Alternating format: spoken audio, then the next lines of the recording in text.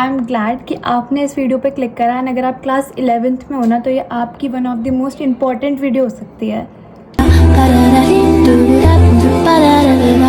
By the way, if you don't know me guys, my name is Soumya and welcome to my channel। And इस video में मैं बहुत ही ज़्यादा important बात करने वाली हूँ क्लास 11th के लिए, या फिर आप अभी क्लास 11th में आए हो तो आपको कौन सी स्ट्रीम चूज़ करनी चाहिए एंड क्या चीज़ें अवॉइड करनी चाहिए।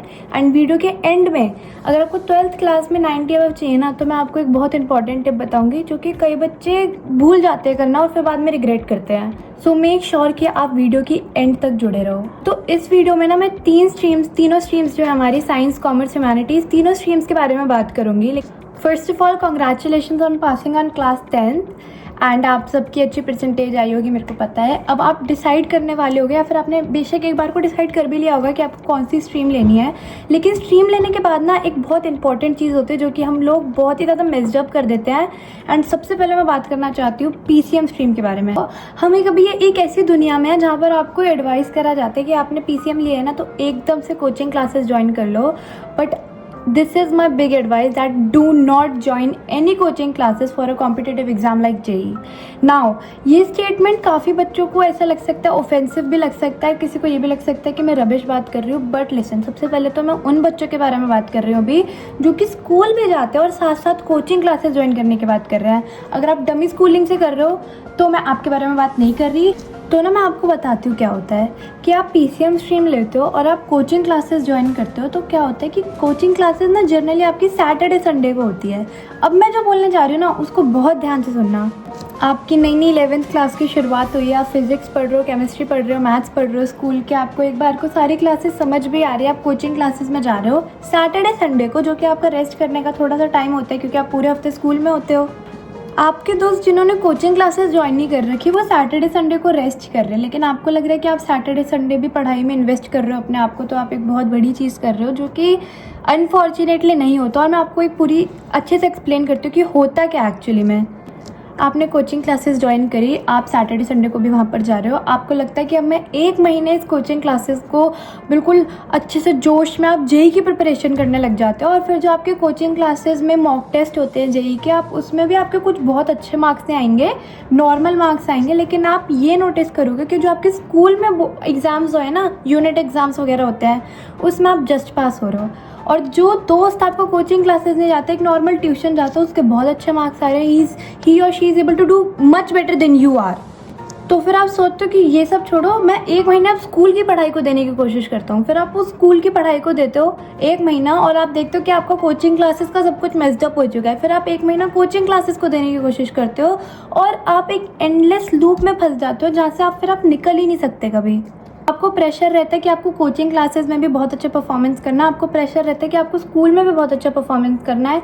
एक जो क्लासमेट्स के बीच में फर्स्ट आप 11th क्लास में आ जाते हो, आपके पास PCM है, तो सबकी एक्सपेक्टेशंस ऑलरेडी यहाँ पर होती हैं, यहाँ पर, और फिर आप उन एक्सपेक्टेशंस को मीट करना चाह रहे हो और आप दोनों साइड से कुछ भी अच्छा नहीं कर पा रहे। और ये भी होता है कि जो आपका सैटरडे संडे रेस्ट करने का टाइम होता है, वो पूरा 8-7 घंटे आपको कोचिंग क्लासेस में जा रहा है। एंड अगर आपको लग रहा है कि मैं कुछ भी बना के अपने आप से बोल रही हूँ, मैं खुद एक इस चीज़ का एग्जाम्पल हूँ, मेरे आसपास 100 बच्चे और ऐसे होंगे जो इस चीज़ का एग्जाम्पल हैं। एंड ये सब छोड़ो, जैसे तैसे करके आपने 11th क्लास पास कर ली एक बार को, फिर आती है 12th क्लास। 12th क्लास में आपके पास इतना सारा प्रेशर होगा ना कि आपको बोर्ड्स में तो अच्छा करना ही करना है, और अब JEE भी पास आ रहे हैं, आपको कुछ समझ नहीं आ रहा कि आपको करना क्या है। इवेंचुअली मैं आपको बताती हूँ क्या होगा। 12th में आपको रियलाइज़ होगा कि आप बोर्ड्स को मेजर अप कर ही नहीं सकते, आपको कोचिंग क्लासेस से बैकआउट होना पड़ेगा। एंड आपको जो प्रेशर आ रहा होगा ना स्कूल टीचर से कि बोर्ड का साल है, आप 30 आउट ऑफ 30 चाहिए, प्रैक्टिकल्स में वो चाहिए, ये सब चाहिए, आप अपने आप को फिर बोर्ड्स को ऑटोमेटिकली प्रायोरिटाइज कर दोगे। आप JEE को एक बार को भूल भी जाओगे, आपको लगेगा कि बोर्ड्स हैं अभी सब कुछ। एंड शायद से कुछ केसेस में ये भी हो सकता है कि ना आप बोर्ड्स के लिए अच्छे से प्रिपेयर कर पाओ, ना JEE के लिए अच्छे से प्रिपेयर कर पाओ। And this is the case of 99% of student, and they regretted कि काश हमने बस एक सिंपल ट्यूशन ज्वाइन कर लिया होता और हम सिर्फ बोर्ड्स पे फोकस करते, and life would have been very simple.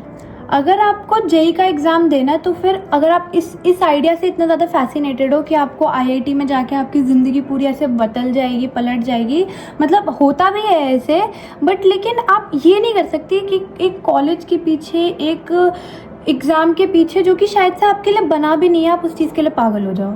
लेकिन फिर भी अगर आपको आईआईटी में जाना ही जाना, आपको जेईई देना ही देना है, तो या तो आप डमी स्कूलिंग करो या तो एक ईयर ड्रॉप लो, बट आप स्कूलिंग के साथ कोचिंग क्लासेस मत करो। एंड आपको लग रहा है कि मैं कुछ ज़्यादा ही बोल रही हूँ अभी, but this is what it is. And अभी तो शायद से मैंने पूरा एक्सप्लेन भी नहीं करा कि आप कितना ज़्यादा आपका मेंटल पीस जो है ना बिल्कुल ख़राब हो जाता है। बेस्ट एडवाइस जो कि मैं दे सकती हूँ पीसीएम स्टूडेंट्स को 11th और 12th वालों के लिए, कि आप एक नॉर्मल ट्यूशन ज्वाइन करो, बोर्ड्स को अपना प्रायोरिटाइज करो एंड कोई स्किल डेवलप करो एंड अपने आप को किसी एक अच्छी हॉबी में इन्वेस्ट करो। आपका यही टाइम है कि आप अपने कम्युनिकेशन को इम्प्रूव कर सकते हो, कोई स्किल डेवलप कर सकते हो एंड कुछ अर्निंग का कोई वे निकाल सकते हो। इन सब चीज़ों में अगर आप इन्वेस्ट करोगे ना अपने आप को, तो that will be much much much more better. अब आप बोल रहे हो कि जेईई का तो ये हो गया, चलो what about CUET. CUET exam के लिए अगर आपको पढ़ना है ना, तो फिर जैसे ही आपके बोर्ड्स ख़त्म होते हैं 12th क्लास के, आप 2 दिन का रेस्ट ले लो क्योंकि आपके बोर्ड्स ख़त्म हुए हैं। उसके बाद आप सीयूईटी की कोचिंग क्लासेस ज्वाइन कर लो और तभी से ही सीयूईटी के लिए पढ़ने लग जाओ। That will be enough CUET के लिए, क्योंकि सीयूईटी में बोर्ड्स का आता है और आपने ऑलरेडी वो सब पढ़ा और आप उसको और अच्छे से करोगे कोचिंग क्लासेस में जाके, तो आप शायद बहुत अच्छा कर सकते हो। फिर आई होप कि जो भी मैं पीसीएम स्टूडेंट्स को समझाना चाह रही हूँ वो समझ गए होंगे। आपका पूरा प्रेशर इतना होता है, आपका पूरा मेंटल पीस ख़त्म हो जाएगा, आप एग्जॉस्ट हो जाओगे, आप ड्रेन हो जाओगे। एंड अगर आपको मेरी बात पे भी यकीन नहीं है ना, तो किसी अपने ऐसे सीनियर से जाके पूछो जो कि स्कूलिंग भी कर रहा हो और कोचिंग क्लासेस भी कर रहा हो और अपने पूरे वीकेंड्स ड्रेन कर रहा हो। और जैसे 12th 11th में ट्रिप्स होती है, फेयरवेल होते हैं, वो कुछ भी सब कुछ मेस्डअप हो रहा है उसके लिए। So this is the best advice जो कि मैं पीसीएम स्टूडेंट्स को दे सकती हूँ कि don't enrol yourself in a competitive exam such as JEE. Coaching classes जाके कुछ नहीं होगा, अपना नॉर्मल ट्यूशन क्लासेस लो, अपनी बोर्ड्स की प्रिपरेशन करो और लाइफ को थोड़ा जियो। भूलो मत कि एक ही लाइफ है। जो मैं कहना चाहती हूँ, जिसको समझना है वो समझ जाएगा। Moving on to other streams like commerce and humanities. अब आपको कॉमर्स और ह्यूमैनिटीज़ कब लेनी चाहिए? देखो, जो ऐसे आइडिया बना रखे है ना कि ह्यूमैनिटीज़ बहुत ही ज़्यादा बेकार स्ट्रीम है, या जो भी मतलब एक अलग सा डिफरेंशिएशन हो रखा है और ये हम सबको पता है कहीं ना कहीं।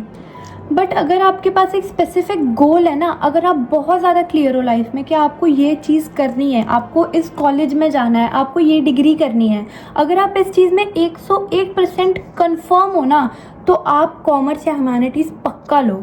अगर आपको जिस कॉलेज में जाना है और उसका क्राइटेरिया, उसके सब्जेक्ट्स कॉमर्स स्ट्रीम से मैच कर रहे हैं, तो कॉमर्स लो। वाई? फिर आपको वो साइंस का जो आपका पीसीएम का स्ट्रेस होता है उसको क्यों लेना? मत लो। अगर आपको कॉलेज का क्राइटेरिया जो है वो आपकी ह्यूमैनिटीज़ के सब्जेक्ट से मैच कर रहे हो तो सही है ना, वो पढ़ो। फिर उसके बाद आपको ज़बरदस्ती पीसीएम लेने की क्या ज़रूरत है? पीसीएम मेरे हिसाब से उनको लेनी चाहिए जो कि अपने लाइफ में श्योर नहीं है कि उनको क्या करना है, वो श्योर नहीं है कि उनको बीकॉम करना है, बीटेक करना है, बीबीए करना है, क्या करना है, वो श्योर नहीं है। क्योंकि पीसीएम का ये एक बहुत बड़ा एडवांटेज भी है कि आपके पास ना हंड्रेड्स ऑफ ऑप्शंस खुल जाते हैं। आपको जिस स्ट्रीम में जाना है आप जाओ।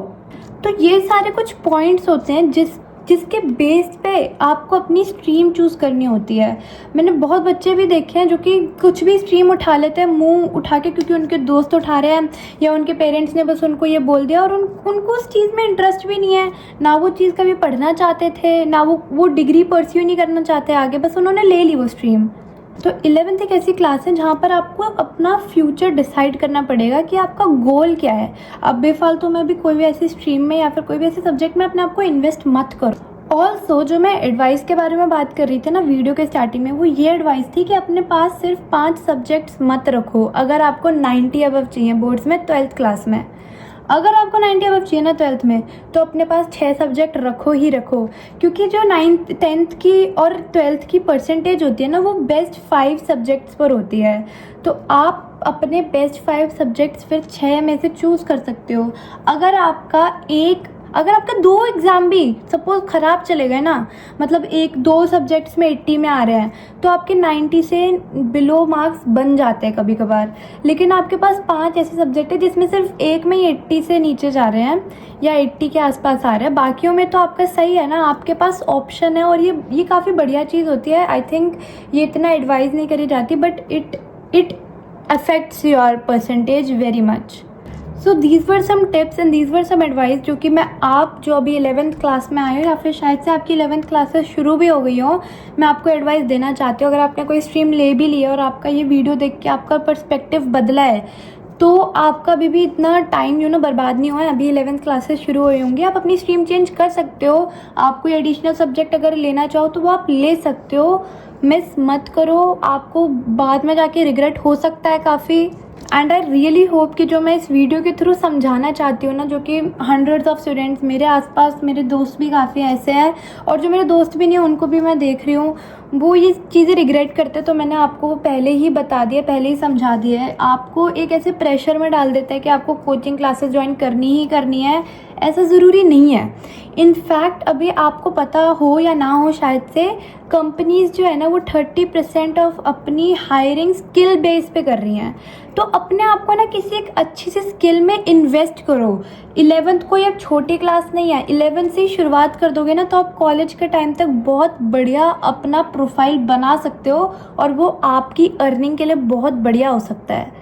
सो these were the few mistakes and these were the few points जो कि आई विश मेरे को 11th में किसी ने बता दी होती, समझा देती होती, बट आपको चिंता करने की ज़रूरत नहीं है, मैंने आपको बता दिया। And that was it for this video guys. I really hope या आपको जो मैं समझाना चाहती हूँ वो आपको समझ में आया हो, और किसी को कुछ भी रूड लगा हो तो I am really very sorry. And yeah that was it for this video guys. Like share subscribe for more and I really hope आपकी थोड़ी सी हेल्प हुई हो।